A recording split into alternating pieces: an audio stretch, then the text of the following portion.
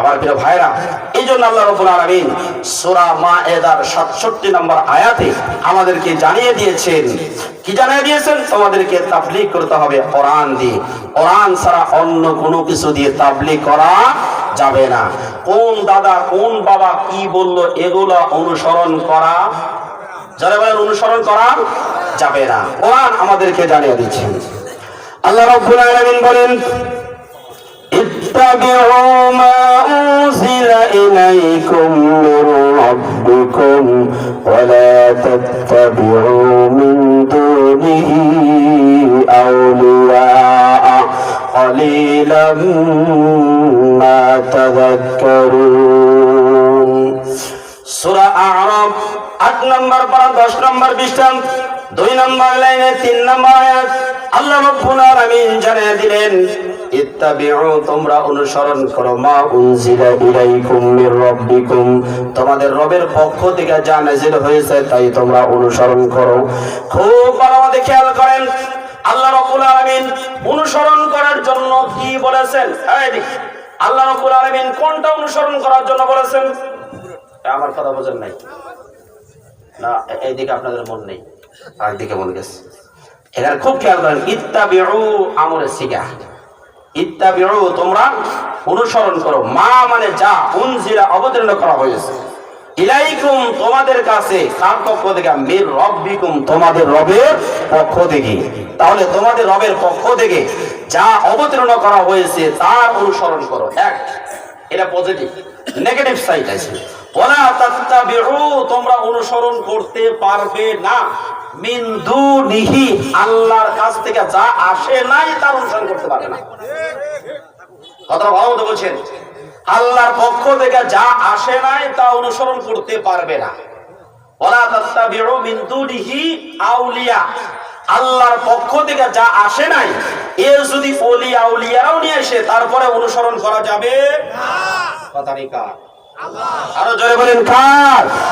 আল্লাহর কথা। এই কথার মধ্যে কোনো গুণ কিরা আছে? জোরে বলেন গুণ কিরা আছে? স্পষ্ট এরকম কথা কোরআনে অনেক আছে।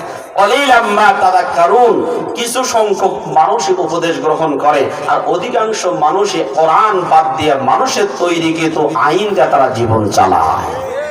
যারা মানুষের তৈরিকৃত আইন দিয়ে জীবন পরিচালনা করে তাদের অবস্থাটা কেমন হবে আমি ওদিকে যাচ্ছি। সম্মানিত ভাইরা আমার, আমি যদি এই কথাগুলো বলি তাহলে রাগ করবেন কে? একটু হাত তোলেন তো। কেউ রাগ করবেন না? সবাই খুশি থাকবেন তো? আয়াতে কারিমা পড়ার পরে আর কেউ খুশি থাকবেন না, দেখবেন কিছু মানুষ রাগান্বিত হয়ে যাবেন। তবে একটা কথা আপনাদেরকে একটু বলি, আমরা যখন মারা যাই, এই পরশুদিন কেমন এইদিকে লক্ষ্য করা বলেছিলাম, এই কথাগুলো বেশি বেশি করে শেয়ার করা দরকার। আমাদের মসজিদগুলোতে শুধুমাত্র 12 চাঁদের ফজিলতের আলোচনা করা হয়, কিন্তু সুদবিহীন অর্থনীতি কেমনে পরিচালনা করতে হয়, সুদযুক্ত কোনো অর্থনীতি যদি কারো জীবনে থাকে আর চায়ের পোশাক আমলও কবুল হবে না, আর কানা করিলেও আমল আল্লাহর দরবারে কবুল হবে না। কারণ কাসবুল হালালি ফারিদাতুন বা'দাল ফারিদা, হালাল উপার্জন করা নামাজ যেমন ফরজ, রোজা যেমন ফরজ, ইসলামী আন্দোলন যেমন ফরজ, ঠিক তদ্রূপভাবে হালাল উপার্জন করাও তেমনই ফরজ। কোরআন আমাদেরকে জানিয়ে দিয়েছেন, ইয়া আইয়ুহার রাসূলু কুলু মিনাত তাইয়্যিবাতি ওয়া আমালু সালিহা, হে রাসূলেরা তোমরা খাবে কোত্থেকে? হালাল খাবার খাবে, হারাম খাবার খাবে না। ওয়া আমালু সালিহা, আর নেক কাজ করবে। আগে হালাল খাবার, এরপরে নেক কাজ। নেক কাজ দিয়ে ভরা, কিন্তু সুদের উপরে টাকাও 10 কোটি। সুবহানাল্লাহ কইবেন না? আমি রাজশাহী বিশ্ববিদ্যালয়ে পড়ার সময় কোর্ট মসজিদে ইমামতি করতাম। এখন তো আমরা যারা এখানে আছি মোটামুটি সবাই রাজশাহীতে হাজিরা দেওয়ার জন্য কম বেশি সবাই গেছি, তাই না? এই কোর্টে ঢুকতেই হাতের ডাইন সাইডে মসজিদটা ছিল। তো সেখানে একদিন আমার হঠাৎ করে মনে পড়লো, আমার পিছনে প্রত্যেকটা দিনই এক চাচা নামাজ পড়ে জামাতের সাথে, 5 ওয়াক্ত নামাজ জামাতের সাথে আদায় করে এবং তাকবীর উলাদ হয়, কোনো কাজ কাম করে না। তো আমি একদিন সকালবেলা এই চাচার সাথে বাজারে গেছি, দেখি চাচা অনেক টাকার বাজার করলো, আমার ধারণা অনুপাতে প্রায় 9-10 হাজার টাকার বাজার করলো। আমি তো নিয়ে গেছি 400-500 টাকা। মৌলবি মুন্সি মানুষ কয় টাকা আর পায়? 500 টাকা বর্তমানে বাজারে নিয়ে গেলে মূলা কিনলে ব্যাগ ফস করে ভরে যায়, তাই না? আর যদি গোস্ত বা অন্য কিছু কিনতে যায় তো 500 টাকা দিয়ে তো কিছুই হয় না। তো চাচা দেখে অনেক বাজার করলো, তা আমার সন্দেহ লাগলো, চাচা কামাই করে না, কিছু করে না, এত টাকা পাই কোথায়? তো আমি নাসরবান্দা এসে চাচাকে বললাম, চাচা এই এত টাকা দিয়ে বাজার করলেন, আপনার ইনকাম সোর্স কি? কয় না বাবা, তোমার কাছে বলা যাবে না। তা বললাম, না বলেন ইনকাম সোর্স কি? তো তখন বলতেছে, বাবা আমার না 10 কোটি টাকা সুদী ব্যাংকে রাখা আছে। জোরে কোন সুবহানাল্লাহ। কয় কোটি টাকা? 10 কোটি টাকা সুদী ব্যাংকে রাখা আছে। মাশাআল্লাহ, মোটামুটি 10 লক্ষ টাকা আসে, কম করে হলে 8 লক্ষ বা 10 লক্ষ টাকা প্রতি মাসে আসে। তো সপ্তাহে 2 দিন যদি 10,000 করে বাজার করে, ওর কি শর্ট পড়বে? আচ্ছা এবার বলেন তো, এই সুদের টাকা খেয়ে সেজদা দিয়ে আল্লাহর কাছে কি পায়? আল্লাহকে কি বলে? আল্লাহ যেখানে বলেছে ফাইল্লাম তাফআলু ফাআযানু বিহারবিন মিনাল্লাহি ওয়া রাসূলি, এ বান্দা যদি সুদ তুমি ছেড়ে না দাও তাহলে আল্লাহ এবং রাসূলের বিরুদ্ধে যুদ্ধের জন্য প্রস্তুত হয়ে যাও। আচ্ছা আল্লাহর সাথে যুদ্ধ করে আমরা প্রথমবার না পারলে দ্বিতীয়বারে তো পারবো, তা পারবো না? আচ্ছা এ না পারলে, বাংলাদেশ এটা গরিব ফকির ফাকরা দেশ, এ যদি নাও পারে কমপক্ষে চীন, রাশিয়া, ফ্রান্স, জাপান এগুলোকে একসাথে করে নিয়ে আল্লাহর বিরুদ্ধে যদি যুদ্ধ করি তাহলে পারবো না? জোরে বলেন পারবো? যেই ব্যক্তি সুদ খায় আর সেজদা দেয় ওই ব্যক্তি কোনো ইবাদত আল্লাহর দরবারে এক কানা করেও কবুল হবে না। কারণ প্রথম শর্ত তাকে হালাল খাইতে হবে। এই কথাগুলো আমাদের মসজিদগুলোতে খুব কম আলোচনা হয়। হয় কি এগুলা? না, শুধু ফজিলত আর সুন্নতের উপর আমল। আরে কি সুন্নত? কোন সুন্নত? আল্লাহ রাসূল জীবনে সুদ খেয়েছেন, এই সুন্নত নিয়ে তো আলোচনা করা হয় না। আল্লাহ রাসূল তিনি 10টি বছর মদিনাতে রাষ্ট্রপ্রধান ছিলেন, এই সুন্নত নিয়ে আলোচনা করা হয় না। আল্লাহ রাসূলের জীবনে বলা হয় আল্লাহ রাসূল গরিব ছিলেন, ফকির ছিলেন, এই জন্য ছেঁড়া পাঞ্জাবি পরো আর তোমরা ফকির হয়ে থাকো। আল্লাহ রাসূল 10টি বছর পর্যন্ত রাষ্ট্র পরিচালনা করেছেন, রাষ্ট্রপ্রধান হয়েছেন, এই ওয়াজ কি মৌলবীদের মুখ দিয়ে বের হয় না? কথা হয় না, এবাদ আছে নাই? রাষ্ট্র পরিচালনা কেমনে করবে? সুদ মুক্ত ব্যাংক কেমনে প্রতিষ্ঠা করা যায়? আমরা হেদায়াত রাবে পড়েছি, 4th খণ্ড পড়েছি, যেখানে অর্থনীতি নিয়ে আলোচনা আছে, যেখানে ব্যবসা বাণিজ্য নিয়ে কথা আছে। এই কথাগুলো আমাদের মসজিদগুলোতে আলোচনা হয় না। সম্মানিত ভাই আমার, আসুন তাহলে আপনাদের মুখ কালা হবে। এবার যে আয়াতে কারিমা পড়ব, মারা যাওয়ার পরে এই যে বুকের উপরে হাত রেখে কিছু বলে না, মারা যাওয়ার পরে কি বলে বলেন তো? সবাই একটু বলেন, বিসমিল্লাহি ওয়া আলা মিল্লাতি রাসূলিল্লাহ। বোঝেন এই কথার অর্থ কি? বোঝেন? বিসমিল্লাহি মানে আল্লাহর নামে, ওয়া আলা মিল্লাত, মিল্লাত মানে দল, মিল্লাত মানে দল। কোন দল?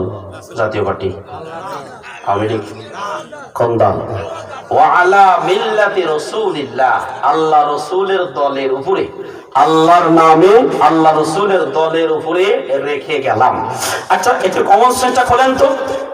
যেই লোকটা সারাটা দিন মিছিল করলো ধানের শীষের, সন্ধ্যাবেলায় যদি আওয়ামী লীগের, ওরা তো নাই এখন, যাই হোক তারপরে ধরে নিলাম আছে, এই আওয়ামী লীগের অফিসে গিয়ে যদি বলে যে ভাই 1 কাপ চা দেন, চা দেবে না কি দেবে? জরুরি কি দেবে? ঝাঁটা দেবে না? ঝাঁটা দেবে, চা দেবে না। তাহলে একজন লোক বিএনপি সারাদিন ভরা মিছিল করার পরে সন্ধ্যাবেলায় গিয়ে যদি 1 কাপ চা চায়, যদি তাই না দেয়, এ মুসলমান আপনার মাথাটাকে একটু খোলেন। যেই লোকটা সারাটা জীবন কোরআন হাদিসের বিরুদ্ধে যে আন্দোলনগুলো আছে, যে দলগুলো আছে, যে কোরআন হাদিসের বিরুদ্ধে যে আইনগুলো আছে, সেই আইনের পক্ষে যারা সারাটা জীবন থাকলো, মারা যাওয়ার পরে সেই লোকটাকে আল্লাহর দলে তুলে দিয়ে আসলে আল্লাহ রাসূল কোনোদিন ওই দলকে গ্রহণ করতে পারে না, আল্লাহ রাসূল কোনোদিন ওই উম্মতকে তার দলে নিতে পারে না। তাহলে শেষ জীবনে আল্লাহ রাসূলের দলে থাকতে হলে কোন দল করতে হবে? আল্লাহ রাসূল যেই দল করেছেন সেই দলেই থাকতে হবে। কথাটা কি ক্লিয়ার? খুব খেয়াল করেন, ক্লিয়ার? সম্মানিত ভাইরা আমার, আসুন আমি ওখানেই কথা বলেছিলাম, আপনাদের এখানে এই একই কথা বলতে চাই আবার, খুব খেয়াল করবেন। আল্লাহ রাব্বুল আলামিন এই পৃথিবীতে যত মানুষ তৈরি করেছেন সমস্ত মানুষকে দুই ভাগে ভাগ করেছেন। কিছু মানুষ ধনী, কিছু মানুষ গরিব, কিছু মানুষ বেশি শিক্ষিত, কিছু মানুষ অশিক্ষিত, কিছু মানুষ ভালো, কিছু মানুষ খারাপ, কিছু মানুষ জান্নাতি, কিছু মানুষ জাহান্নামী। এটা দিয়ে কোরআন সাজানো হয়েছে। আল্লাহ এভাবেই বলেছেন, ফারিকুন ফিল জান্নাহ ও ফারিকুন ফিস সাঈর। কিছু মানুষ যাবে জান্নাতে আর কিছু মানুষ যাবে জাহান্নামে। বাস দুটো দল। এরপরে যত নেতা আছে এই নেতাগুলোকে ভাগ করলে দুই ভাগে ভাগ করা যায়। কিছু নেতা আছে রাতের আধারে তাহাজ্জুদের নামাজ পড়ে চোখের পানি ফেলে উম্মতের জন্য কান্নাকাটি করে, আল্লাহ এদের মধ্যে দ্বীনের বুঝ দাও, এই জমিনে যে কোরআনের শাসন কায়েম হয়। কথা বলেন ঠিক কিনা? আর কিছু নেতা আছে, আল্লাহ তাড়াতাড়ি যেন আমরা ক্ষমতায় যেতে পারি, এই 15-16 বছর পর্যন্ত খাইতে পারি নাই, লুটে ফুটে যেন খাইতে পারি। কথা কয় না? আছে না নাই? আপনারা যে এই কথা বলছি না, এটা অন্য জায়গায় আমাদের এলাকায় আছে, এরকম লুটে ফুটে খাওয়ার মতো মানুষ কিছু আছে। আছে না নাই? আমার কথা কি অবাস্তব না বাস্তব? জনে বলেন বাস্তব না অবাস্তব? কোরআন এটা আমাকে শিখিয়েছে। এরপরে কিছু নেতা আছে যারা মানুষদেরকে ডেকে ডেকে জাহান্নামের দিকে নিয়ে যায়, আবার কিছু নেতা আছে যারা মানুষদেরকে ডেকে ডেকে জান্নাতের দিকে নিয়ে যায়। সুবহানাল্লাহ। তাহলে আমরা নেতা পেলাম কয় প্রকার? এটা জোরে বলেন, কয় প্রকার? আচ্ছা, কোরআন যদি দুই প্রকারের নেতার পরিচয় দেয়, রাগ করবেন? জোরে বলেন, রাগ করবেন? কোরআন আমাদেরকে যদি বলে, তাহলে আমাদের রাগ করলে আমরা বুঝবো যে আবু জেহেলের কিছু ছোঁয়া আমাদের মধ্যে আছে। আল্লাহ রাব্বুল আলামিন কোরআনুল কারীমের মধ্যে জানিয়ে দিলেন, وَجَعَلْنَاهُمْ أَئِمَّةً يَدْعُونَ إِلَى النَّارِ وَيَوْمَ الْقِيَامَةِ لَا يُنصَرُونَ। সূরা কসস 4 নম্বর হুকুম, 20 নম্বর পারা 9 নম্বর 20 কসসের 41 নম্বর আয়াতের মধ্যে আল্লাহ রাব্বুল আলামিন জানিয়ে দিচ্ছেন, আর আমি তাদেরকে আইম্মা, ইমামের বহু বচন, আমি তাদেরকে নেতা বানিয়েছি। এই খুব খেয়াল করেন, ইমাম শব্দের বহু বচন আইম্মা, আমি তাদেরকে নেতা বানিয়েছি। কাদেরকে? খুব খেয়াল করেন, সূরা কসসের মধ্যে 4 জন ব্যক্তির চরিত্র নিয়ে আলোচনা করা হয়েছে। এর মধ্যে একজনের নাম হামান, আর একজনের নাম কামান, আর একজনের নাম ফিরাউন, আর একজন হলেন মুসা আলাইহিস সালাম। এই 4 জন ব্যক্তির চরিত্র নিয়ে আলোচনা করা হয়েছে। রব্বুল আলামিন বলছেন তাদেরকে, মানে হামান, কারুন, ফিরাউন, এদেরকে আল্লাহ নেতা বানিয়েছে। এই নেতাদের কাজ হলো ইয়াদউনা ইলান নার, এরা মানুষদেরকে জাহান্নামের দিকে ডাকে। দাওয়াত দেওয়া, এরা মানুষদেরকে দাওয়াত দিচ্ছে এবং ভবিষ্যতে দেবে। ইয়াদউনা সিগারা মুজারে, যেটার মধ্যে 2টা কালের অর্থ পাওয়া যায়, বর্তমান এবং ভবিষ্যৎ। এরা মানুষদেরকে জাহান্নামের দিকে ডাকছে এবং ভবিষ্যতেও ডাকবে। তার মানে ইসলামী আন্দোলন তথা এই রাষ্ট্রটা যদি কোরআন দিয়ে সাজানো হয়ে যায়, তারপরেও কিছু আবু জেহেল থাকবে। কথা কয় না?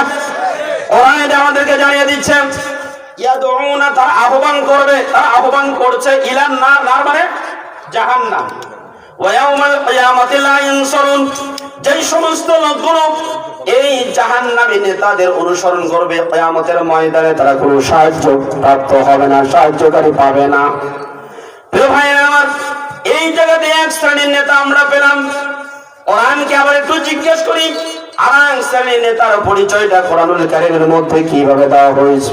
আল্লাহ রাব্বুল আলামিন তিনি আমাদেরকে জানিয়ে দিচ্ছেন, ওয়াজআলনাহুম আইম্মাতান ইয়াহদুনা বিআমরিনা ওয়া আওহাইনা ইলাইহিম ফি'লাল খায়রাতি ওয়া ইকামাস সালাতি ওয়া ইতাআজ যাকাতি ওয়া কানু লানা আবিদিন। আল্লাহু আকবার।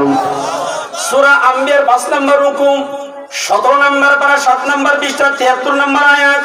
আল্লাহ রাব্বুল আলামিন ডাক দিয়ে বলেন, খুব খেয়াল করেন, কসসের 41 নম্বর আয়াতের মধ্যেও সেখানে জানিয়ে দিয়েছিলেন ওয়াজআলনাহুম আইম্মা, এখানে বললেন ওয়াজআলনাহুম আইম্মা, একই শব্দ ব্যবহার করেছেন। ওখানে বলেছেন ইয়াদউনা, তারা আহ্বান করে, মুজারে সিগা। এখানে বলছেন ইয়াহদুনা, মুজারে সিগা। আল্লাহ এখানে বলছেন ইয়াহদুনা, তারা পথ প্রদর্শন করছে, করবে। তার মানে যতই ফ্যাসিস্ট জালিম সরকার আসুক না কেন, এক শ্রেণীর মানুষ থাকবেই যারা জালিমের জুলুমকে উপেক্ষা করে তারা মানুষদেরকে কোরআনের পথে আহ্বান করবে। কথা বলে ঠিক কিনা?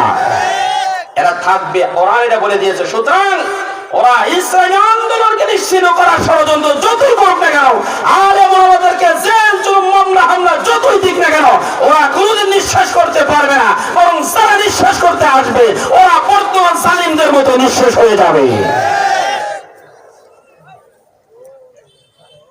সম্মানিত ভাইরা আমার, খেয়াল করেন, ইয়াহদুনা এটা মুজারিদ সিগা, তারা হেদায়েতের পথে আহ্বান করছে, হেদায়েতের পথে আহ্বান করবে। কিসের মাধ্যমে? আল্লাহ রাব্বুল আলামিন এখানে বলছেন বিআমরিনা, আমার নির্দেশ ক্রমে। আমার বলতে আল্লাহ যে ওহী প্রেরণ করেছেন সেই ওহীর মাধ্যমে। সুতরাং খুব ভালোভাবে খেয়াল করতে হবে, ওহীর ছাড়া, ওহীর আহ্বান ছাড়া মানুষ যতই কালমার্ক্স লেনিন মাও সেতুং এদের যত বিধানের মাধ্যমে মানুষকে আহ্বান করুক না কেন, কোনোদিন মুক্তির এবং শান্তির পথ পাওয়া যেতে পারে না।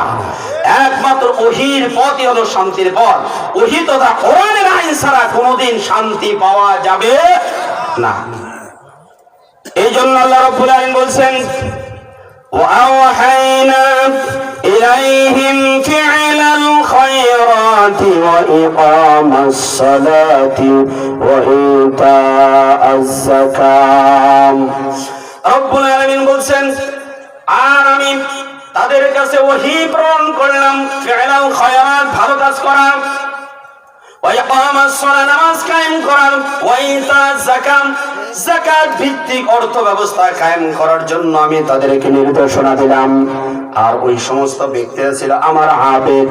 আমার প্রিয় বাবাজিরা খেয়াল করেন, এই আয়াতের মধ্যে ওয়াজআলনাহুম শব্দটা কোন দিকে ফিরছে? হুম মানে কারা? সূরা আম্বিয়ার মধ্যে আল্লাহ রাব্বুল আলামিন 10 জন নবীর আলোচনা করেছেন। এই নবীদেরকে আল্লাহ রাব্বুল আলামিন নেতা বানিয়েছেন। সুবহানাল্লাহ বলেন। তাহলে এখানে বোঝা গেল নবীদেরকে আল্লাহ রাব্বুল আলামিন নেতা বানিয়েছেন। এই নবীদের অনুসরণ করবে যারা, হেদায়েতের পথ পাবে তারা। নবীদের পথ অনুসরণ করবে না যারা, হেদায়েত পাবে না। যারা বলেন হেদায়েত পাবে না তারা।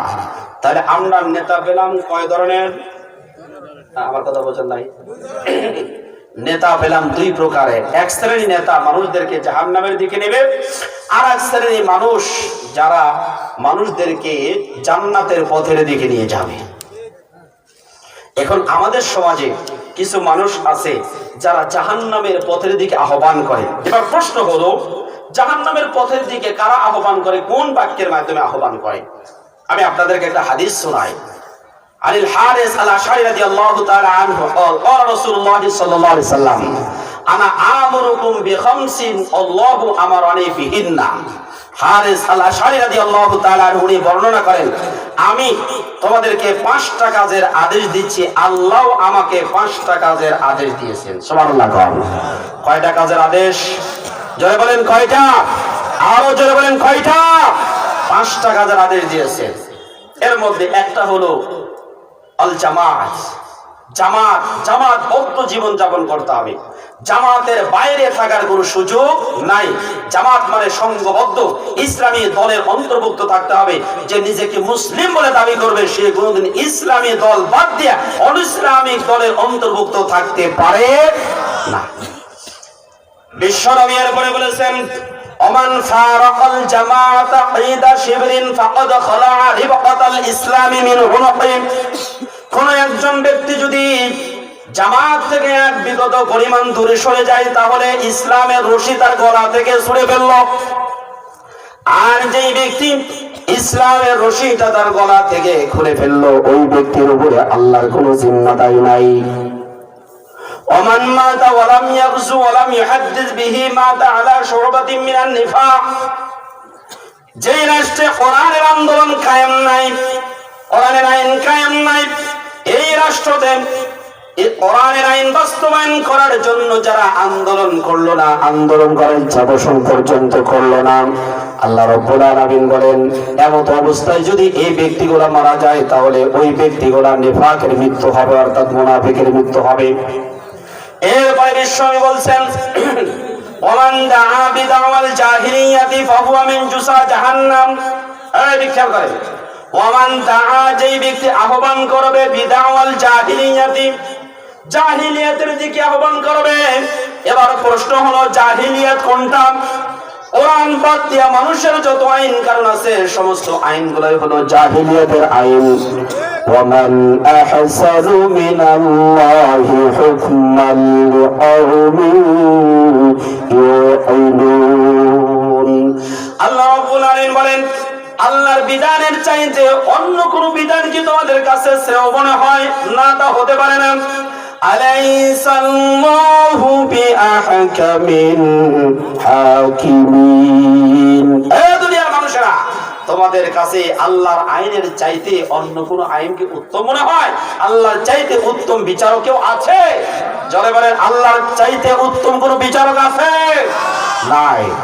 তাহলে যেই ব্যক্তিগুলো কোরআনের আহ্বান বাদ দিয়ে কোন মানুষের গড়া চিন্তা চেতনার দিকে আহ্বান করে, এটাই হলো জাহিলিয়াতের দিকে আহ্বান করা। ওমান দাআ বিদাওয়াল জাহিলিয়া, যেই ব্যক্তি আহ্বান করবে জাহিলিয়াতের দিকে, ফাহুয়া মিন জুসা জাহান্নাম, এই ব্যক্তি জাহান্নামে চলে যাবে। এদিকে খেয়াল করেন। এবার বলছেন এখান থেকে পৌঁছে যান। সাহাবীরা জিজ্ঞাসা করলেন, ইয়া রাসূলুল্লাহ, এই সমাজের মধ্যে কিছু মানুষ আছে যারা মানুষদেরকে জাহিলিয়াতের দিকে আহ্বান করে, অথচ এই লোকটা নামাজও করে, রোজাও করে, হজও করে, যাকাতও দেয়, মাদ্রাসার সভাপতি হয়, এতিমখানার সভাপতি হয়, আবার মসজিদের সভাপতি, অনেক খেদমত এই লোকগুলা করে, কিন্তু তারপরেও মানুষগুলোকে জাহিলিয়াতের দিকে আহ্বান করে।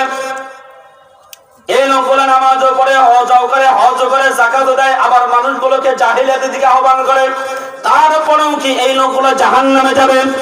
খুব খেয়াল করেন, বিশ্ব নবী তার হাদিসের মধ্যে তিনি বর্ণনা করেছেন, ওয়া ইন সামা ওয়া সাল্লা ওয়া জামা আন্নাহু মুসলিমুন, কোন ব্যক্তি নামাজ পড়ে, রোজা করে, হজ করে, যাকাত দেয়, মাদ্রাসার সভাপতি, মসজিদের সভাপতি, এতিমখানায় দান করে, ভালো ভালো অনেকগুলো কাজ করে, এত কিছু করার পরেও যেই ব্যক্তিগুলো মানুষগুলোকে জাহিলিয়াতের দিকে আহ্বান করে, কোরআনের আইন বাস্তবায়ন করার দিকে আহ্বান করে না, কোরআনের দিকে আহ্বান করে না, কোরআন বিবর্জিত যেই সমস্ত মতদর্শ আছে, চিন্তা ভাবনা আছে, সেই দিকে আহ্বান করে, বিশ্বনবী বলেন এই লোকগুলো এত আমল করার পরেও তারা জাহান্নামে যাবে।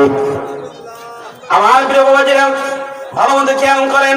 হ্যাঁ, আমার সমাজের দিকে তাকান, কিছু কিছু মানুষ আছে যারা নামাজ পড়ে, রোজা করে, হজ করে, যাকাত দেয়, সবকিছু করে, কিন্তু আল্লাহর জমিনটা কোরআনের মাধ্যমে পরিচালিত হোক এটা তারা মানে না। আছে না নাই? যদি তা না মানে তাহলে তাদের ব্যাপারটা শুনুন। আল্লাহ রাব্বুল আলামিন কোরআনুল কারীমের মধ্যে আমাদেরকে জানিয়ে দিলেন, ফালা রাব্বিকা লা ইউমিনুনা হাত্তা ইউহাক্কিমুকা ফীমা শাজারা বাইনাহুম সুম্মা লা ইয়াজিদু ফী আনফুসিহিম হারাজাম মিম্মা কাদাইতা ওয়া ইউসাল্লিমু তাসলিমা। আল্লাহু আকবার। আল্লাহর কোরআন সূরা নিসা 9 নম্বর রুকু, 5 নম্বর পারা, 7 নম্বর পৃষ্ঠা, সূরা নিসার 65 নম্বর আয়াত। আল্লাহ রাব্বুল আলামিন ডাকতে বলছেন, ফালা, না হবে না, ফালা হবে না, ওয়া রাব্বিকা, তোমার রবের কসম করে বলছি, লা ইউমিনুনা, ওই সমস্ত লোকেরা মুমিন হচ্ছে না, ভবিষ্যতেও হবে। এরা মুজারে শিখা, ওই সমস্ত লোকেরা মুমিন হচ্ছে না, ভবিষ্যতে হবে না। কারা তারা, তাদের পরিচয়টা কি আল্লাহ রাব্বুল আলামিন এখানে জানিয়ে দিচ্ছেন। নবী হে, আপনি ভালোভাবে খেয়াল করবেন। এই আমি ছোট বক্তা দেখে কি সাউন্ড কমে দাও না, তাহলে আমাদের গলা বসে গেল। তোমার বললাম যতখানে আছে দাও, আরেকটু দাও, আমি তো জানতে পারছি না। সাউন্ড আসতে যেন না কমে। হ্যাঁ, খেয়াল করেন, খুব ভালো মতো খেয়াল করেন। আল্লাহ নিজে বলছেন না, হবে না। এইদিক কি হবে না? হবে না। লা ইউমিনুনা, তারা মুমিন হচ্ছে না, ভবিষ্যতেও হবে না। কারা? হাত্তা ইউহাক্কিমুকা, যারা আপনাকে বিচারক হিসাবে মানবে না, যারা আপনাকে বিচারক মানবে না। হ্যাঁ, আপনাদের কাছে আমার প্রশ্ন, আমার আপনার নবী তিনি 10টি বছর রাষ্ট্র পরিচালনা করেছেন, এটা কি কোনো ব্যক্তির কার্ল মার্কস লেনিন মাও সেতুং এর আইন দিয়ে নাকি কোরআনের আইন দিয়ে? জোরে বলেন কিসের আইন দিয়ে? কোরআনের আইন দিয়ে। আল্লাহ নিজে বলছেন হাত্তা ইউহাক্কিমুকা, যতক্ষণ পর্যন্ত আপনাকে তারা হাকিম না মানবে, বিচারক না মানবে, ততক্ষণ পর্যন্ত তারা মুমিন হবে না। কিসের? ফিমা শাজারা বাইনাহুম, নিজেদের মাঝে যত সমস্যা আছে এই সমস্যার সমাধান যদি কোরআন দিয়ে না করে তাহলে এই বেচারারা মুমিন হতে পারবে না। জোরে বলেন কথাটি কার? হ্যাঁ, জোরে বলেন কথাটি কার?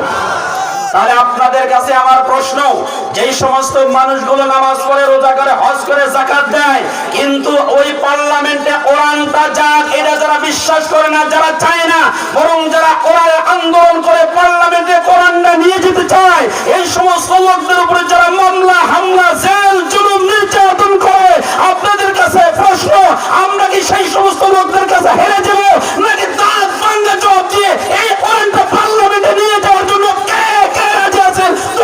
আল্লাহকে দেখান? নারে তাকবীর, নারে তাকবীর।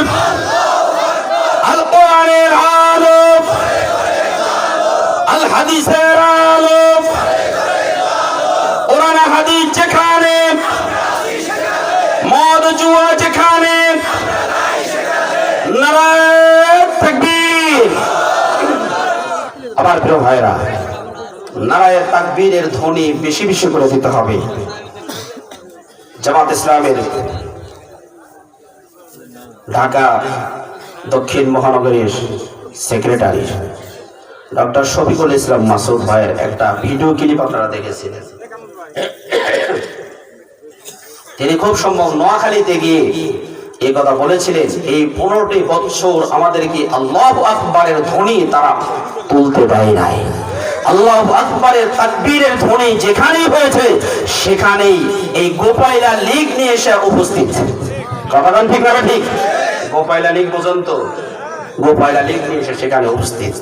অথচ আল্লাহু আকবারের তাকবীরের ধ্বনি এটা কোনো ব্যক্তির না, কোনো দলের না। যারা মুসলিম বলে দাবি করবে তাদের প্রত্যেকের ধ্বনি হচ্ছে আল্লাহু আকবার। কথা বলে ঠিক হবে? ঠিক। তাহলে এত কিছু হওয়ার পরে আপনাদের ভেতর থেকে স্লোগান কেন দেওয়া হয় না? স্লোগান দিয়ে আকাশ বাতাস মুখরিত করতে হবে।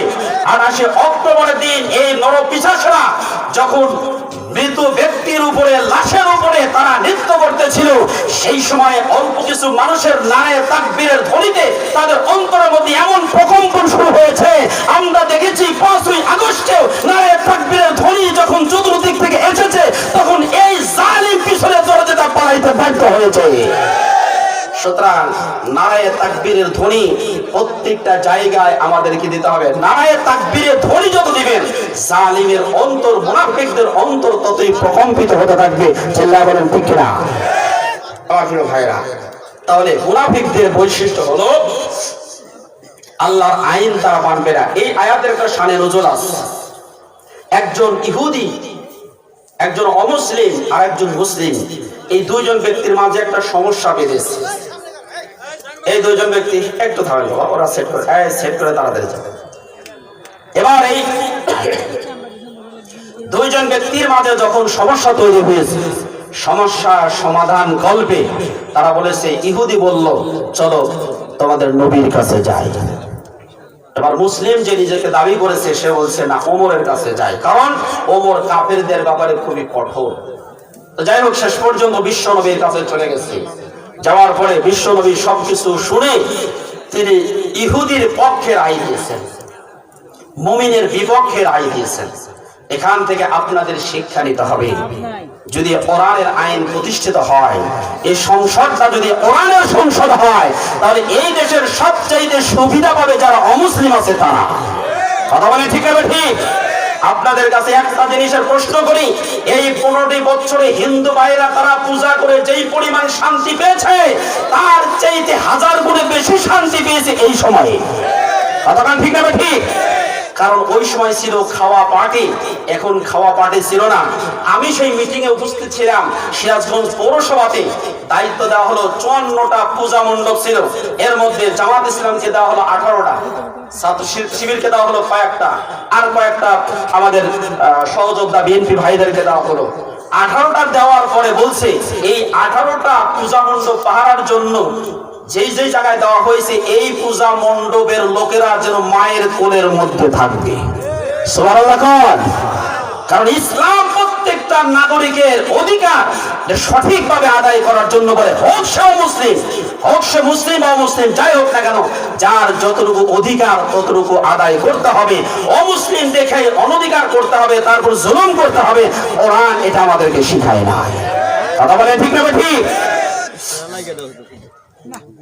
দুইজন যাওয়ার পরে বিশ্বনবী যখন ইহুদের পক্ষে রায় দিয়েছে, এবার মুসলিম বের হয়ে এসে বলতেছে, না এই রায়টা আমার কাছে পছন্দ হলো না, চলো ওমরের কাছে যাই। ওমরের কাছে চলে গেলেন। ওমর রাদিয়াল্লাহু তাআলা আনহু সবকিছু শুনলেন, শোনার পরে বলতেছেন, ঠিক আছে তোমরা বসো, আমি ঘরের মধ্য থেকে আসি। তো ঘরের মধ্যে গিয়ে তিনি উন্মুক্ত তরবারি নিয়ে এসে যেই ব্যক্তি নিজেকে মুসলমান বলে দাবি করেছে সেই লোকটার তরবারি দিয়ে কাল্লা কেটে দিয়েছে, দ্বিখণ্ডিত করে দিয়েছে। চতুর্দিকে ছড়ে বলল ওমর একজন মুসলিমকে হত্যা করেছে। আল্লাহ রাব্বুল আলামিন তখন আয়াতে কারিমা নাযিল করলেন, যেই ব্যক্তি বিশ্বনবীর ফয়সালা মানে না, যেই ব্যক্তি ওমরের ফয়সালা মানে না, যেই ব্যক্তি ওমরের রাষ্ট্র পরিচালনা হোক এটা কেউ চায় না, এই ব্যক্তির নামে মুসলিম হলেও কাজে টাটকা মুনাফিক। আছে না নাই? এরকম মুনাফিক আছে? আছে। তাদেরকে আমি অনুরোধ করে বলছি, ভাই আপনি একটু বুঝুন, এর কোরআনটা পড়ুন। আপনার কবরে আমরা কেউ যাব না, মনের ভুলে একদিনও যাব না। যাবেন আপনারা? যারা বলেন যাবেন? মোটেও যাবেন না। তাহলে আপনার নেতাও যাবে না, আমরাও যাব না। কবরের মধ্যে আমাকে শাস্তি ভোগ করতে হবে। মার রব্বুকা ওয়া মা দীনুকা ওয়া মা ওমান হাদা রাজুলুল্লাযী বুইসতু ফীকুম। মার রব্বুকা, তোমার জীবন বিধানটা কি ছিল? এরপরে ওয়া মা দীনুকুম, মার রব্বুকা, তোমার রব কে? ওয়া মা দীনুকুম, তোমার জীবন ব্যবস্থাটা কি? ওমান হাদা রাজুলুল্লাযী বুইসতু ফীকুম, তোমাদের মাঝে যেই লোকটাকে প্রেরণ করেছিলাম এই লোকটার সম্পর্কে তুমি জানো? ভাইরা, এই প্রশ্নের উত্তরগুলো যদি দিতে না পারি তাহলে সেই জায়গা থেকে আমরা কেউ ছাড় পাবো না। তাহলে কোন কথা বলতেছিলাম? আমি আপনাদের সামনে বলতেছিলাম নেতা কয় প্রকারের? জোরে বলেন, নেতা কয় প্রকারের? দুই প্রকারের নেতা। নেতা এবার দুই প্রকারে পেলেন। এবার দেখি তো এই পৃথিবীতে দল কয় প্রকারের আছে। বাংলাদেশে প্রায় 100টার উপরে দল আছে, তাই না? নিবন্ধিত অনিবন্ধিত সবকিছু মিলে 100টার উপরে দল রয়েছে। এই 100টা দলকে আল্লাহ রাব্বুল আলামিন দুইটা ভাগে ভাগ করেছেন। যদি বলেন তো কয়টা ভাগে? দুইটা ভাগে ভাগ করেছেন। কোরআন আমাদেরকে জানিয়ে দিচ্ছেন, ইস্তাহওয়াযা আলাইহিমুশ শাইতানু ফাআনসাহুম যিকরাল্লাহি উলাইকা হিজবুশ শাইতান আলা ইন্না হিজবাশ শাইতানি হুমুল খাসিরুন। আল্লাহ রাব্বুল আলামিন সূরা মুজাদালা 19 নম্বর আয়াতের মধ্যে জানিয়ে দিলেন, শয়তান তাদেরকে নিয়ন্ত্রণে নিয়েছে, শয়তান তাদের উপরে বিজয় লাভ করেছে, শয়তান তাদেরকে মুরিদ বানিয়ে নিয়েছে। খেয়াল করেন, শয়তান তাদেরকে মুরিদ বানিয়ে নিয়েছে, শয়তান তাদের উপর বিজয় লাভ করেছে। প্রশ্ন হতে পারে শয়তান কাদেরকে মুরিদ বানিয়ে নিয়েছে, কাদেরকে উপর বিজয় লাভ করেছে? আল্লাহর কোরআন এরপরই জানিয়ে দিচ্ছেন, ফাআনসাহুম যিকরাল্লাহ, যেই সমস্ত লোকগুলো আল্লাহর জিকির ভুলে গেছে, শয়তান যাদেরকে জিকির ভুলাইয়া দিয়েছেন। এবার প্রশ্ন হলো জিকির মানেটা কি? জিকিরের অর্থটা কি? আমার এই ছোট্ট গবেষণাতে কোরআনুল কারীমের মধ্যে জিকিরের মোটামুটি আমি 7টা অর্থ পেয়েছি। এর মধ্যে একটা অর্থ হলো জিকির মানে আল্লাহর আইন। জোরে বলেন জিকির মানে কি? আরো জোরে বলেন জিকির মানে কি? আল্লাহ রাব্বুল আলামিন কোরআনুল কারীমের মধ্যে জানিয়ে দিলেন, ওয়া মান আ'রাদা আন যিকরি فإن له معيشة ضنكا ونحشره يوم القيامة أعمى সূরা তাহা 16 নম্বর 19 নম্বর 20 12 নম্বরের 124 নম্বর আয়াত আল্লাহ রাব্বুল আলামিন তিনি নিজে ডাকতে বলতেছেন ওয়ামান আ'রাদা আন যিকরি যে ব্যক্তিগুলো আমার আইন ভুলে যাবে আমার আইন মানবে না তার মানে কোরআনের আইন মানবে না যিকরুন মানে এখানে আইন যারা আল্লাহর আইন মানবে না আল্লাহর আইন ভুলে যাবে ওয়ামান আ'রাদা আন যিকরি যে ব্যক্তি আল্লাহর আইনগুলো ভুলে যাবে ওই সমস্ত ব্যক্তিদের জীবন হবে দুর্বিষহ তাদের জীবনটা হবে অত্যন্ত কঠিনতম জীবন জীবনের কোনো জায়গাতে সিকিউরিটি থাকবে না দ্রব্যমূল্যের ঊর্ধ্বগতি হবে কোথাও কোনো ধরনের নিরাপত্তা তারা পাবে না শান্তি নামক পায়রা তারা খুঁজে পাবে না প্রিয় ভাইয়েরা আমার শান্তি নামক পায়রা আমরা খুঁজি কিন্তু পাই না শান্তি এক জায়গাতে আমরা খুঁজি অন্য জায়গাতে শান্তি আছে কোরআনে শান্তি আছে আল্লাহ রাসূলের সুন্নাতে আমরা খুঁজি কার্ল মার্কস লেনিন মাও সেতুং আবার বাপের বিধানে আবার ভাবির বিধানে আবার বুবুর বিধানে কথা কয় না এই সমস্ত বিধানের মধ্যে আমরা শান্তি খুঁজি আজীবন শান্তি খুঁজলে ওই জায়গাতে পাওয়া যাবে শান্তি ওখানে পাওয়া যাবে না আল্লাহ রাব্বুল আলামিন এই জন্য এই আয়াতের মধ্যে তিনি জানিয়ে দিলেন যারা শান্তি পেতে চাও তাদের জন্য এক ফার্স্ট কোরআনের আইন মানতে হবে আল্লাহ নিজেই বলে দিয়েছেন ফামান তাবিআ হুদায়া ফালা খাউফুন আলাইহিম ওয়ালা হুম ইয়াহজানুন আল্লাহু আকবার আল্লাহ রাব্বুল আলামিন সূরা বাকারা 6 নম্বর পৃষ্ঠা 1 নম্বর পারা 6 নম্বর পৃষ্ঠার প্রথমে বলে দিলেন যেই সমস্ত ব্যক্তিগুলো কোরআন অনুসরণ করবে ওদের ব্যক্তিগত জীবন পারিবারিক জীবন সামাজিক জীবন রাজনৈতিক জীবন অর্থনৈতিক জীবন কোথাও কোনো টেনশন থাকবে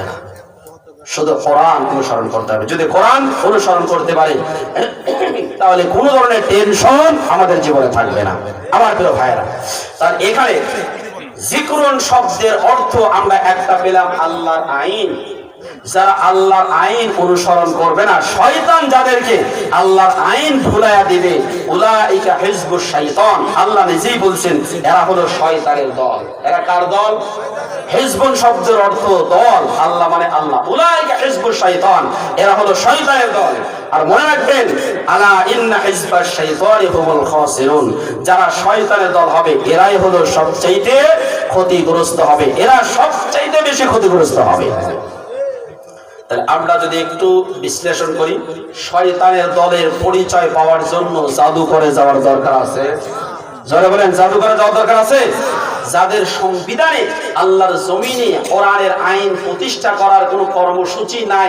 এক বাক্যে তারাই হলো শয়তানের দল আমার সাথে কে কে একমত নাই তো হাত তোলেন একমত নাই আপনারা এই একমত নাই আচ্ছা না বুঝে হাত তুলেছে আচ্ছা যাদের দলে কোরআনের কর্মসূচি বাস্তবায়ন করার কোনো আন্দোলন নেই এরা যে শয়তানের দল এই কথার সাথে কে কে একমত একটু হাত তোলেন তো হাত তোলেন ওই যে মাঝে আবু জেহেল কিছু আছে বলা হয় হাত তোলেন না দেখেন তো কে কে হাত তোলেন হাত তোলেন টান টান করে আর দুহাত টান টান করে দিবেন এটা না দেন দেখেন তো আশপাশে কেউ বাদ আছে নাকি আমার সাথে ভালো মতো হাত নামাবেন না ভালো মতো স্বীকারোক্তি দিবেন যেই দলের মধ্যে কোরআনের আইন বাস্তবায়ন করার কোনো কর্মসূচি নাই এরা হলো কিসের দল আরো জোরে কিসের দল জোর হলো না জোরসে মারো শয়তানের দল বোঝা গেছে আচ্ছা এটা কি আমার কথা সূরা মুজাদালার 19 নম্বর আয়াত পড়বেন কয় নম্বর আয়াত সূরা মুজাদালার 19 নম্বর আয়াত এবার শয়তানের দল চেনার পরেও যদি কোন ব্যক্তি সেই দলের কর্মী হন তাহলে তার ব্যাপারে আল্লাহ কি বলেছেন আল্লাহ রাব্বুল আলামিন কোরআনুল কারীমে জানিয়ে দিলেন ইয়া আইয়ুহাল্লাযীনা আমানু লা তাত্তাখিযুল ইয়াহুদা ওয়ান নাসারা আউলিয়া বা'দুহুম আউলিয়া'ু বা'দ ওয়া মান ইয়াতাওয়াল্লাহুম মিনকুম ফাইন্নাহু মিনহুম إن ইন্নাল্লাহা লা ইয়াহদিল কওমাজ জালিমিন। আল্লাহু আকবার। সূরা মায়েদা 8 নম্বর রুকু 6 নম্বর পারার 16 নম্বর পৃষ্ঠার প্রথম নম্বর লাইনে 51 নম্বর আয়াত আল্লাহ রাব্বুল আলামিন ডাকতে বললেন, হে ঈমানদারগণেরা, লা তাত্তাখিদুল ইয়াহুদা ওয়ান নাসারা, যারা ইহুদি এবং খ্রিস্টান হবে তাদের তোমরা অনুসরণ করবে, তাদেরকে তোমরা আউলিয়া বন্ধুরূপে গ্রহণ করতে পারবে। জোরে বলেন পারবে। কি কারণে পারবে না? বা'দুহুম আউলিয়াউ বা'দ। আচ্ছা বলেন তো, রসুন আপনারা চেনেন না? এই রসুনের কুয়াগুলো আলাদা আলাদা হলেও পিছন সাইডটা কি এক না আলাদা? এক না আলাদা? সারা পৃথিবীর ইহুদি এবং খ্রিস্টান দেখতে আলাদা হলেও, রাষ্ট্র আলাদা হলেও তাদের চিন্তা চেতনা এক। কতক্ষণ ঠিক হবে? ঠিক। এদের চিন্তা চেতনা হলো এই পৃথিবীতে কোন একজন মুসলিম থাকতে পারবে না, পৃথিবীর যেই কর্নারে একজন মুসলিম থাকবে তাদের এই মুসলিম নিধনের কার্যক্রম চলতেই থাকবে। ভাইরা আমার, এই যে আপনারা ভারতে দেখেছেন, ভারতে দাঙ্গা চলতেছে, 3 জন যুবককে তারা গুলি করে হত্যা করেছে। এরা বাবরি মসজিদ ধ্বংস করার পরে এরা জানতে পেরেছে এই মসজিদে রাম মন্দিরের কিছু অংশ আছে। এই কথা জানতে পারার কারণে মুসলমানদের সেই মসজিদ ধ্বংস করে দেওয়ার জন্য তারা সদল বলে যখন এসেছে, মুসলমানেরা প্রতিরোধ করার কারণে নির্বিচারে গুলি করে 3 জন যুবককে তারা হত্যা করেছে।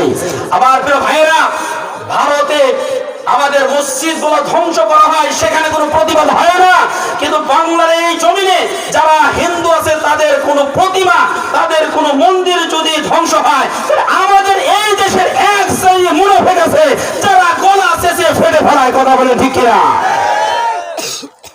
অথচ মুসলমানদেরকে নিধন করা হচ্ছে, সেই ব্যাপারে তাদের কোনো মাথা ব্যথা নেই। সারা পৃথিবীর কাফেররা এক।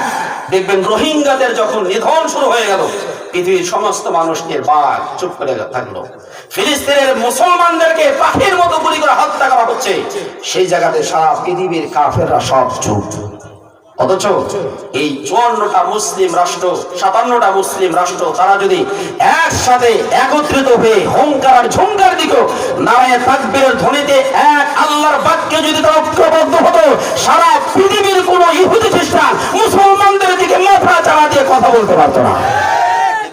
কিন্তু সমস্যা হলো এই ইহুদিরা আমাদের মাঝে সবসময় সততা বিভক্ত দিয়ে তারা মানে ফায়দা লুটাইতেছে। আমার প্রিয় ভাইরা, তাহলে ওমাইয়া তাওয়াল্লাহু মিনকুম ফাইন্নাহু মিনহুম, যেই সমস্ত ব্যক্তিরা ইহুদি এবং খ্রিস্টানদেরকে বন্ধুরূপে গ্রহণ করবে, আল্লাহ বলছেন ওরাও তাদের অন্তর্ভুক্ত, ওরাও তাদের অন্তর্ভুক্ত হবে।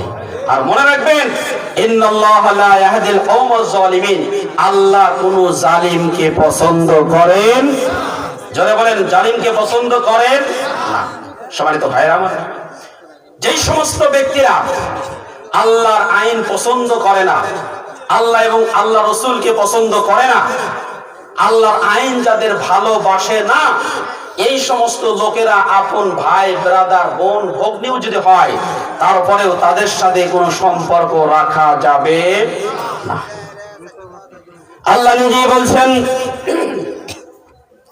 ইয়া আইয়ুহাল্লাযীনা আমানু লা তাত্তাখিযু আবাআকুম ওয়া ইখওয়ানাকুম আউলিয়া ইন ইসতাহাব্বুল কুফরা আলাল ঈমান ওয়া মান ইয়াতাওয়াল্লাহুম মিনকুম ফাউলাইকা হুমুজ জালিমুন। আল্লাহু আকবার। আল্লাহর কোরআন সূরা তাওবা 3 নম্বর রুকু 10 নম্বর পারা 9 নম্বর পৃষ্ঠা 23 নম্বর আয়াত আল্লাহ নিজেই ডাকতে বলতেছেন, হে ঈমানদারগণেরা, লা তাত্তাখিযু, তোমরা গ্রহণ করতে পারবে না, তোমরা বানাইতে পারবে না, আবাআকুম, তোমাদের পূর্বপুরুষদেরকে, তোমাদের বাপ-দাদাদেরকে, ওয়া ইখওয়ানাকুম, তোমাদের ভাই ব্রাদার যত আছে তাদেরকে তোমরা গ্রহণ করতে পারবে না, আউলিয়া, বন্ধুরূপে। কি রূপে? বন্ধুরূপে গ্রহণ করতে পারবে না। কেন? সমস্যাটা কি? ইনস্তাহাব্বুল কুফরা আলাল ঈমান, যদি তারা ঈমানের চাইতে কুফরিকে পছন্দ করে, যদি তারা ঈমানের চাইতে কুফরিকে পছন্দ করে, তাহলে তোমরা তাদেরকে বন্ধুরূপে নিকটস্থ আত্মীয় স্বজন হিসেবে গ্রহণ করতে পারবে না।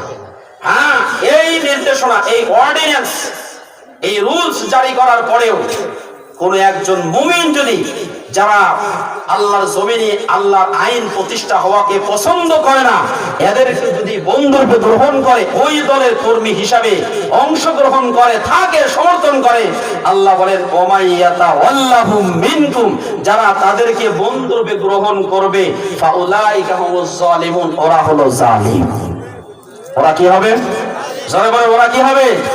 ওরা জালিম হবে। জোরে বলেন, কথাটি কার? আল্লাহর এই কথা মেনে নিতে আমাদের কোনো আপত্তি আছে? জোরে বলেন, আপত্তি আছে? তাহলে এতক্ষণ পর্যন্ত আমি যে বিষয়টি বোঝানোর চেষ্টা করছি, শয়তানের দলের কর্মসূচি বা শয়তানের দল আমরা কিভাবে চিনব? চেনা গেছে? শয়তানের দল কি চেনা গেছে? আচ্ছা, শয়তানের দলে যদি কেউ থাকে তাহলে সে কি হবে? সেও শয়তানের দলেরই একজন কর্মী হবে। আর মনে রাখবেন, শয়তানের দলের লোকেরা যতই ভারী হোক না কেন, যত বেশি হোক না কেন, ফাউলাইকা হুমুল খাসিরুন, ওরা ক্ষতিগ্রস্ত হবে। এটা বোঝানোর জন্য কি সেই মিশরের ইতিহাস জানা দরকার আছে? এই পতিত স্বৈরাচারী সরকার যারা বলতো সব জায়গাতে আমাদের লোক, তাদের জনপ্রিয়তা নাকি আকাশচুম্বী, এত কিছু হওয়ার পরেও শয়তানের দল হওয়ার কারণে ওরা কি বিজয়ী হয়েছে না পরাজিত হয়েছে? জোরে বলেন, পরাজিত না বিজয়ী? ওরা পরাজিত হয়েছে। তাহলে কান খুলে মনে রাখতে হবে, শয়তানের দল আমাদের দেশেও যদি কেউ থেকে থাকে, সংখ্যায় যত ভারী হোক না কেন, আল্লাহর দলের সাথে ওরা কোনোদিন পারবে না। কথা বলেন, ঠিক না ঠিক? এক নম্বরে গেল আমরা শয়তানের দল চিনতে পারলাম। দুই নম্বরে এবার আমরা আমাদের চিন্তা হবে আল্লাহর দলের পরিচয়টা কি। এটা বলে আমি শেষ করে দেব ইনশাআল্লাহ।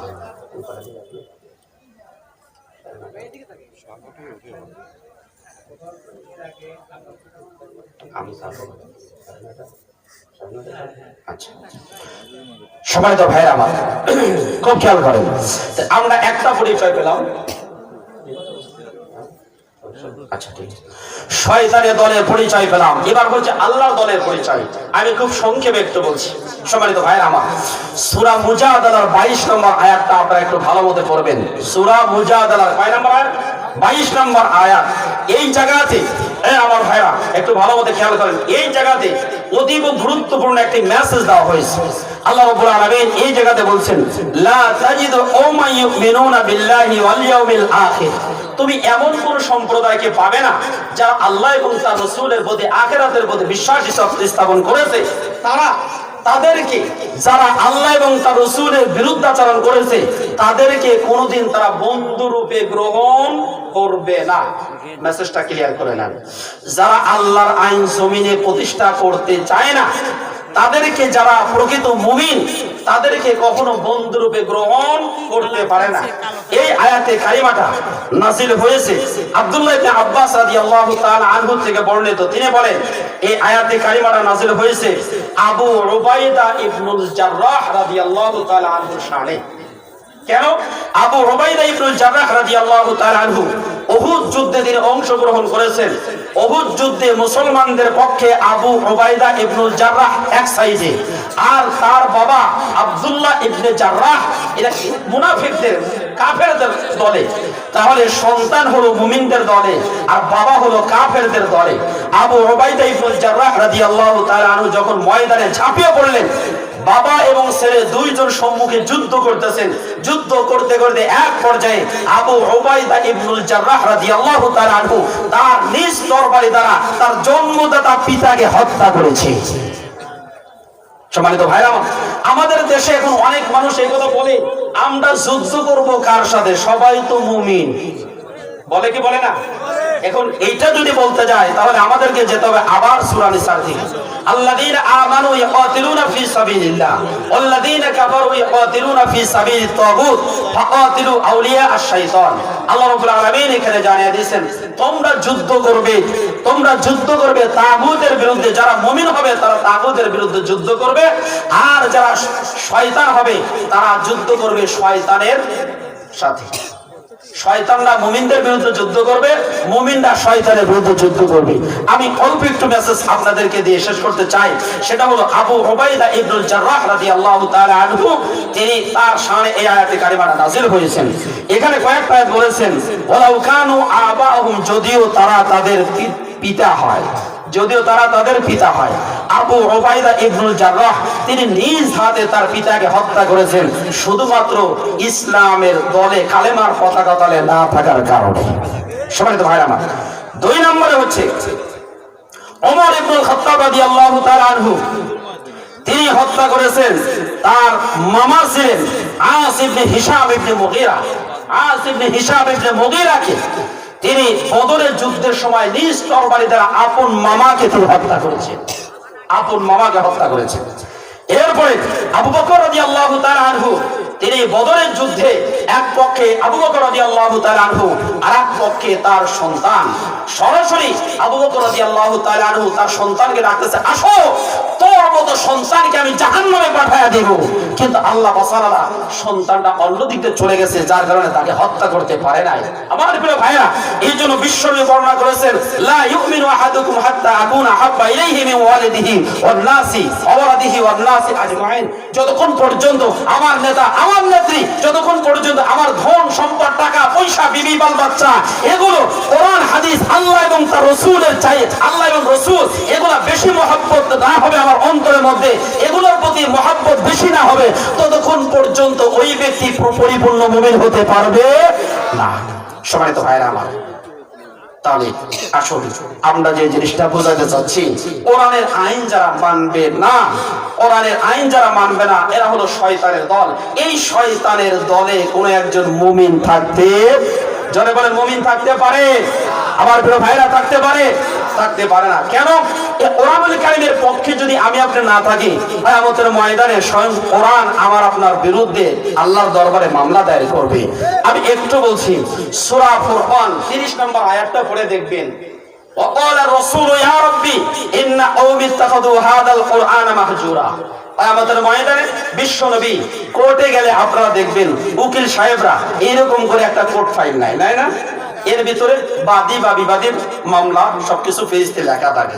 আল্লাহর দরবারে গিয়ে বলবেন রব্বুল আলামিন, যারা কার্ল মার্কসের এই মাও জেদুং, বাবি বা স্বামী বা ইত্যাদির জীবন বিধান দিয়ে তোমার এই রাষ্ট্রটা পরিচালনা করেছে, আল্লাহ কোরআনটা সংসদে নিয়ে যাওয়ার জন্য তারা আন্দোলন করে নাই, তাদের বিরুদ্ধে তোমার দরবারে মামলা দিলাম, এই মামলার বিচার তোমার কাছে আমি দিলাম, তুমি বিচার করো।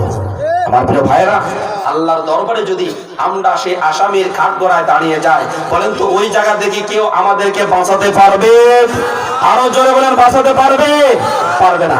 সম্মানিত ভাইরা আমার, আসলে এই জন্য শয়তানের দলে না থেকে আমরা থাকবো কোন দলে? আমরা কোন দলে থাকবো? জোরে বলেন। আল্লাহর দলে থাকবো তো ইনশাআল্লাহ, কোনো কথা নাই। আল্লাহর দলে যদি থাকি, কোরআনের মেসেজ যদি মানুষের কাছে পৌঁছে দিই, তাহলে আগামী দিনের সংসদ হবে কোরআনের সংসদ। কথা বলে ঠিক না? ঠিক। আগামী দিনে হবে আলেম ওলামার দিন, আগামী দিন হবে কোরআনের সংসদ, আগামী দিন হবে কোরআনের দিন ইনশাআল্লাহ। আমার প্রিয় ভাইরা, আজকের এই মাহফিলটা মসজিদের উন্নয়ন কল্পে শুরু হয়েছে। আমি আপনাদের কাছে গীত না গিয়ে সরাসরি কথা বলছি, যেহেতু সময় বাঁচাতে হবে। প্রধান মেহমান এখনই চলে আসবেন। আল্লাহর ঘর মসজিদে দান করলে কি হয় এটা আপনাদের সবারই জানা আছে। মান বানা লিল্লাহি মসজিদান বানাল্লাহু লাহু বাইতান ফিল জান্নাহ। কোন একজন ব্যক্তি যদি আল্লাহকে সন্তুষ্ট করার জন্য মসজিদ তৈরি করে দেয়, আল্লাহ রাব্বুল আলামিন জান্নাতের মধ্যে তার জন্য একটা ঘর বানিয়ে দিবেন। সুবহানাল্লাহ। আমার প্রিয় বাবাজিরা, বিশ্বনবী হাদিসের মধ্যে বর্ণনা করেছেন, ইন্নাস সাদাকাতা লা তুদফা গাদাবার রব্বি ওয়া তাদফাউ মাইতাতাস সুই। কোন একজন ব্যক্তি যদি দান সদকা করে, তাহলে দান সদকার বিনিময়ে আল্লাহ রাব্বুল আলামিন তার যত বিপদ আপদ আছে সমস্ত বিপদ আপদ দূর করে দেন, তার যে অপমৃত্যু আছে অপমৃত্যু দূর করে দেন। প্রিয় বন্ধুগণ আমার, বহু জায়গাতে এই কথাটা আমি বলেছি। আশরাফ আলী থানভী রাহমাতুল্লাহি আলাইহি তার কিতাবের মধ্যে লিখেছেন, এক বেচারা আগের যুগে রাখালের প্রচলন ছিল, গৃহস্থর প্রচলন ছিল। এই গৃহস্থ বাড়িতে একটা কুকুর একটা বিড়াল দুইজনে রাত্রে বেলায় গল্প করছে। বিড়াল বলছে, কুকুর তোমার মুখে এত হাসি কেন? বলছে যে জানো না। বলেন না। এই কথা বলার পরে মালিক তাদের কথাগুলো বুঝতে পেরেছে। মালিক এবার চিন্তা করলো, এই কথা বললে ঠিক আছে, আমাদের চান্দায় কোনো হাট কি পারে, মঙ্গলবারে হাটে নিয়ে গরুটা বিক্রি করে আসছে। এবার রাত্রেবেলা বিড়াল কয়, এই গরু না বিক্রি করে আসলো তো তোর মুখে তো হাসি কম নাই। হাসি কমবে মানে, এই যে বাড়িওয়ালার যে বড় ছাগলটা আছে না, খাসি আছে না, এই খাসিটা আগামী রবিবারের দিন মৃত্যুবরণ করবে। তখন এই কথা বুঝতে পেরে খাসিটা নিয়ে এই পাঙ্গাসি হাটে বিক্রি করে আসছে। এবার রাত্রেবেলায় আবার দেখে তার মুখে হাসি। বিড়াল ডাকতে বলছে, বিড়াল তোর মুখে এত হাসি কেন? এ গরু মরে গেল, গরুও বিক্রি করলো, ছাগলও বিক্রি করলো, তারপরেও তোর মুখে দেখে এত হাসি। বলে শোন, আগামী বুধবারের দিন এই বাড়ির যে মালিক আছে সেই মালিক মৃত্যুবরণ করবে, আর মৃত্যুবরণ করলে বিশাল বড় ব্যাপার দিবে। এবার খাবো আমি ভাজা গোশত। আশরাফ আলী থানভী রাহমাতুল্লাহি আলাইহি শিক্ষা দিলেন এই কথা থেকে, দান সদকা করলে বিপদ আপদ দূর হয়ে যায়। এই বেচারা যদি গরুটা বিক্রি না করতো, ছাগলটা বিক্রি না করতো, তাহলে তার হয়তো এই সময় মৃত্যু আসতো না, মৃত্যু আরো কিছুদিন পরে আসতো। এই জন্য আমার প্রিয় ভাইয়েরা, দান সদকা করলে বালা মুসিবত দূর হয়ে যায়, দান সদকা করলে অপমৃত্যু দূর হয়ে যায়। আল্লাহর ঘর মসজিদ তৈরি করার জন্য সর্বপ্রথম 10,000 টাকা কোন ব্যক্তি দান করবেন? 10,000 টাকা খুব বেশি না, 10,000 টাকা বহু মানুষ আছে না, আছে না, বহু মানুষ আছে। 10,000 টাকা সর্বপ্রথম কে দান করবেন? নবী করিম সাল্লাল্লাহু আলাইহি সাল্লাম হাদিসের মধ্যে বর্ণনা করেছেন, আদ-দালু আলাল খাইরি কাফাইলিহি। কোন ব্যক্তি যদি ভালো কাজের সূচনা করে, ওর দেখা দেখি যত মানুষ ভালো কাজ করবে, আল্লাহ রাব্বুল আলামিন যতগুলো টাকা উঠবে তার একটা পার্সেন্টেজ আমলনামায় প্রথমে যে দান করছে তার আমলনামায় দিয়ে দিবেন। সুবহানাল্লাহ। কোন ব্যক্তি আছেন 10,000 টাকা সর্বপ্রথম দান করবেন? 10,000 টাকা, বেশি না, 50 না 30 না, মাত্র 10,000 টাকা। আছেন কোন ব্যক্তি 10,000 টাকা নাই? না থাকলে 5,000 আছে, 5,000 টাকা দান করবেন। আমি প্রাণ ভরে দোয়া করব, যেই ব্যক্তি মসজিদের উন্নয়ন করার জন্য 5,000 টাকা দান করবে, রব্বুল আলামিনের কাছে দোয়া করব, রব্বুল